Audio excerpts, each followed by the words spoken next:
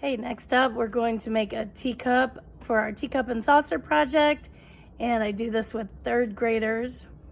And so here's a lot of tips and tricks. So I usually give kids a cube like this.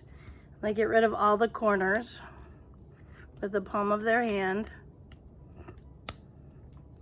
And get it into a ball quickly, or some shape that's rounder than the square.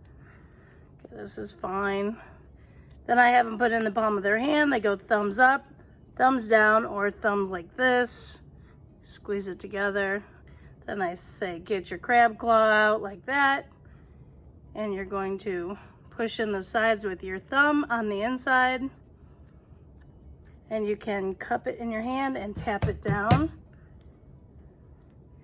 And then keep going around and around until you get a quick pinch pot. So we start with a pinch pot. So then the next thing I take is a laundry lid. I've collected those over the years. I know they change a little bit, but some of them are probably somewhat like that. I put this, tell them it's supposed to look like a mushroom. Then they put their hands on top, go like this.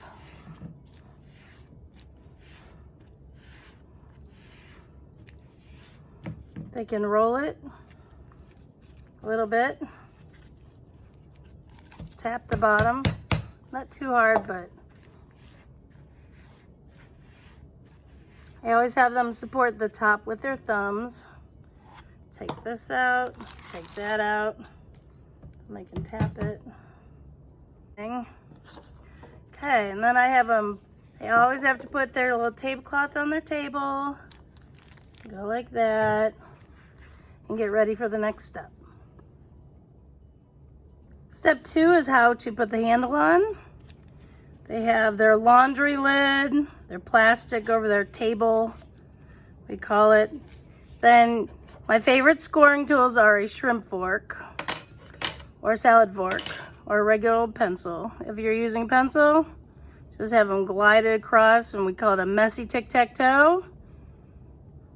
You put that in 2 spots. Watch the shrimp fork. Oh, it's the best. Okay, so then I have 2 score marks. Now I will show you the next part. So this is how we do our handle quickly. I have just water and clay, just the crumbs of clay. So we call it slippery water because it's kind of like when you go in a creek and it's slippery. Then I just cut them a rectangular prism from a block. Have them go 1, 2, 3 to get rid of the edges. I have had them pull the clay before with water, but this is just a quicker way to do it. And then I score the front of it like this with my shrimp fork or pencil.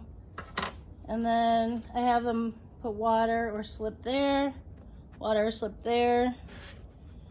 Go like that, give it a wet thumb smush like that. And then they say it's like an elephant without ears. So we don't want to pick the elephant's nose, but we want to scratch the trunk like we're at the zoo. We got to pet the elephant. And put water there and water here. This is very confusing. You may want to use this video, or it's just hard to demonstrate and hard for them to see and hard for them to imagine. Then you bring it back like this and you put it there, do a wet thumb squish there. Don't worry about the hole being there till you get it hooked on. Then we can shape that a little bit better. So there's your handle. So when you take it off, it looks like this. Okay, and then you can worry about getting that on and getting at least one finger in there. But once it's secure, you can really work the handle. So this works fast for 3rd grade. Half the battle is presenting it. I probably should have made a video a long time ago. I always try, I always think about it, but you know. So there we have a handle. And then, so that's what the inside of the cup looks like. They can turn it over on the edge and tap it. And then make it smoother. They can use a slip to take out cracks. I always say 1 finger or 2. And use it like lotion. You want to absorb into the clay, not be slimy. If your clay gets slimy, then you have to stop with the water. So that's the teacup, and that's how you perfect it. So the teacup takes 1 or 2 classes, sometimes in a 40-minute class. If everyone's not listening TikTok, you know how, not TikTok the thing, but you know how time goes by really fast. So if people aren't listening at the beginning, you're not gonna get the handle hooked on.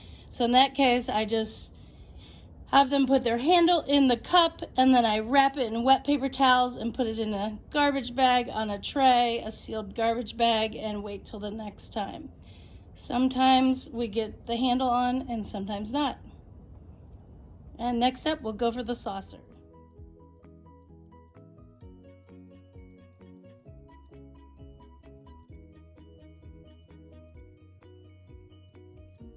Hey, thanks for watching my videos on how to make a teacup and saucer. I haven't done many of these videos, so please be kind. I guess you can subscribe now. Okay, have a great day.